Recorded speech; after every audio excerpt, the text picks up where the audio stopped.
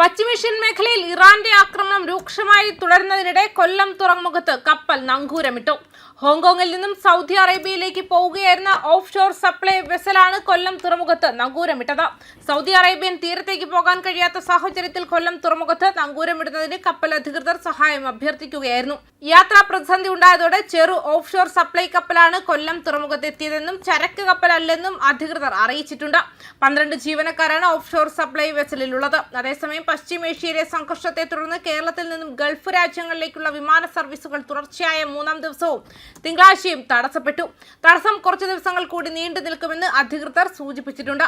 Kochi international airport limited തിങ്കളാഴ്ച കൊച്ചിയിൽ നിന്നും പുറപ്പെടേണ്ട 45ഓളം വിമാനങ്ങൾ റദ്ദാക്കിയതായി ഔദ്യോഗിക വെബ്സൈറ്റിൽ പട്ടികപ്പെടുത്തി.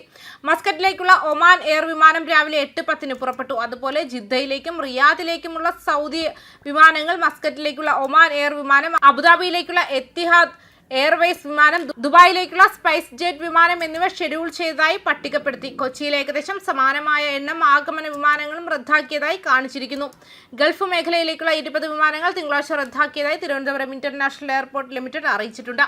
കഴിഞ്ഞ 3 ദിവസത്തിനുള്ളിൽ തിരുവനന്തപുരം വിമാനത്താവളത്തിലേക്കും തിരിച്ചുമുള്ള മൊത്തം 65 വിമാന സർവീസുകൾ റദ്ദാക്കി. മസ്കറ്റിൽ നിന്നുള്ള ഒമാൻ എയർ വിമാനം രാവിലെ 7:20 എത്തി 8:30 പുറപ്പെട്ടതായി വിമാനത്താവള വൃത്തങ്ങൾ അറിയിച്ചിട്ടുണ്ട്. Kannur international airport limited Gulf രാജ്യങ്ങളിലേക്കുള്ള 10 വിമാനങ്ങൾ റദ്ദാക്കിയതായി വെബ്സൈറ്റിൽ പട്ടികപ്പെടുത്തിയിട്ടുണ്ട്. കാലിക്കറ്റ് വിമാനത്താവളത്തിൽ 20ഓളം വിമാനങ്ങൾ റദ്ദാക്കി. Salam air, Oman air, flynas air Arabia എന്നിവ വിമാനത്താവളത്തിൽ നിന്നും ഒമാനിലേക്കും സൗദി അറേബ്യയിലേക്കും പരിമിതമായ സർവീസ് മാത്രമേ നടത്തിയിട്ടുള്ളൂ. വിമാന കമ്പനികൾ ഹെൽപ്പ് ഡെസ്കുകൾ സ്ഥാപിച്ചിട്ടുണ്ടെന്നും ദുരിതബാധിതരായ യാത്രക്കാരായി ഏകോപിപ്പിക്കുന്നുണ്ടെന്നും വിമാനത്താവള അധികൃതർ പറഞ്ഞു. പശ്ചിമേഷ്യയിലെ സംഘർഷം ശമിക്കുന്നതുവരെ സ്ഥിതി തുടരാൻ സാധ്യതയുണ്ടെന്നും കൂട്ടിച്ചേർത്തു. അതേസമയം ഇറാനെതിരായ അമേരിക്കൻ ആക്രമണങ്ങൾ ശക്തമായി അപലപിച്ച് മുഖ്യമന്ത്രി പിണറായി വിജയൻ രാഷ്ട്രങ്ങളുടെ പരമാധികാരത്തെ ദുർബലപ്പെടുത്തുന്ന യുക്തിരഹിതമായ നടപടികൾ സ്വീകരിക്കുന്നതിനെതിരെ ഇടപെടൽ ആവശ്യമാണെന്നും അദ്ദേഹം വ്യക്തമാക്കി. വയനാട് ടൗൺഷിപ്പിന്റെ ആദ്യഘട്ടം ഉദ്ഘാടനം ചെയ്തുകൊണ്ട് സംസാരിക്കുകയായിരുന്നു മുഖ്യമന്ത്രി.